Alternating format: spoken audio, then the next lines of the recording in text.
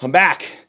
I feel good. I have less hair than I did previously, but I have the YouTube shirt on, and I'm ready to get started again. Back in July, I was diagnosed with testicular cancer. Interesting story. I kind of got diagnosed by accident because I went to the hospital for something completely different. But since then, I have gone through 3 rounds of chemotherapy. It lasted about 9 or 10 weeks, and then did some scans and some blood work. And my oncologist says that the cancer is gone. It's interesting. I still have, if I'm honest, I have a hard time saying that the cancer is gone. And I guess it's because it happens so fast. I don't necessarily want to like set myself up like, oh, it's gone, and then find out a little bit later that it's not, because we don't know. The mass has reduced from the size of a tennis ball to about the size of a quarter, about 2 centimeters, and my oncologist says that's super common for this type of cancer, and it's most likely scar tissue. But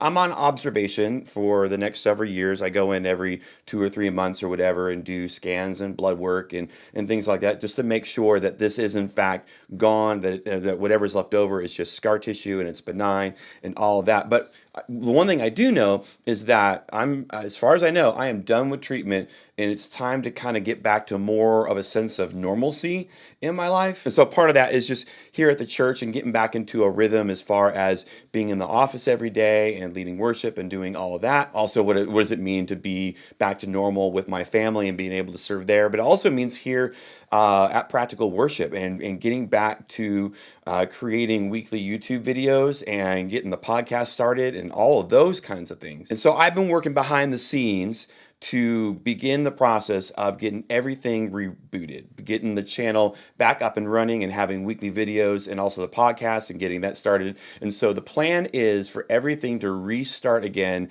in January, where we just get back to how things were as far as YouTube videos and weekly content there and having guests on the podcast. And I am super excited to be able to get back into normalcy, to put the shirt back on, but to also be able to create content that hopefully is helpful for you and your ministry. And so that is going to happen, a reboot of everything starting in January. But as far as the month of December, there's a really cool resource that I want to be able to share with you, not only as a Christian, but also someone who leads a worship ministry through the month of December with Christmas songs. The media pastor at our church, his name is Cameron. Oh, hi, Cameron. Hey. This is Cameron. He is the media pastor at the church, and also the guy that kind of serves as our assistant media director. Okay, he's not going to show.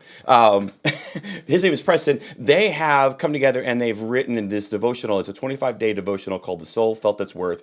And it goes through 25 different Christmas songs and the origins behind them and some of the scripture that ties in with that. And last year, they released this as a book. This year, they've taken it one step further. Yeah, so last year we released The Soul Felt Its Worth. It's a 25-day devotional through the music of Christmas. Really, really cool. We're really proud of that. One thing people asked a lot was, hey, there's a lot of songs I've never heard of that I don't know how they go. So for this year, we decided to try and put together an audiobook, a full audiobook experience with all 25 songs where you could hear them, and then you'd also obviously be able to hear the devotional content as well as the scripture readings and the study questions and stuff like that. So we connected with Nathan Drake. You might know him from Reawken Hymns or Mina Studios. Yes, he's been on the channel before.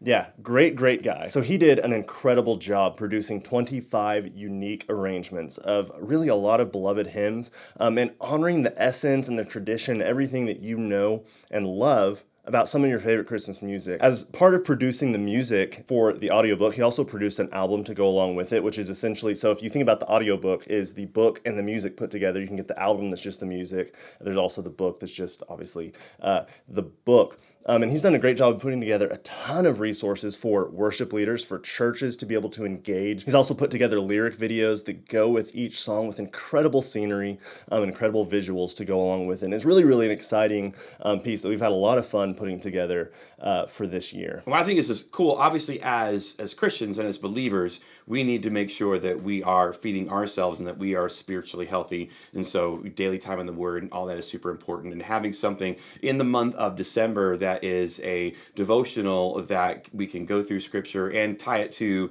music that we're leading in our churches, I think that, for one, it's good for us to have that as a resource. But two, also, as a worship leader that is using these songs in our services to be able to have some reference point of things to say between the songs, to be able to maybe share the origin of a song or to use and share a scripture that is tied to that. So a lot of that research has already been done. And what I love about this audiobook, this concept, like audiobook is probably not the best way to describe it, although it is what it is. But you can 25 or 20-minute drive to work or whatever, you get to hear the song. Cameron narrates it and shares the devotional part and also reads the scripture. And so it's kind of an all-in-one package to be able to hear the songs, get the essence of what they are, kind of feel what the music is doing, and also be able to hear the scripture and the devotional behind it. And so the book is good, but I think this probably takes it one step further. And we'll put links in the description below for all of to be able to get access to the Soul Felt This Worth and also the resources that they put together and Nathan's put together. But definitely something that for the month of December, I wanted you to know that was there to be able to check out. And then in January, we reboot everything, new weekly videos here on the channel and the podcast, and looking forward to 2021 and getting sent back to some sense of normalcy. Preach.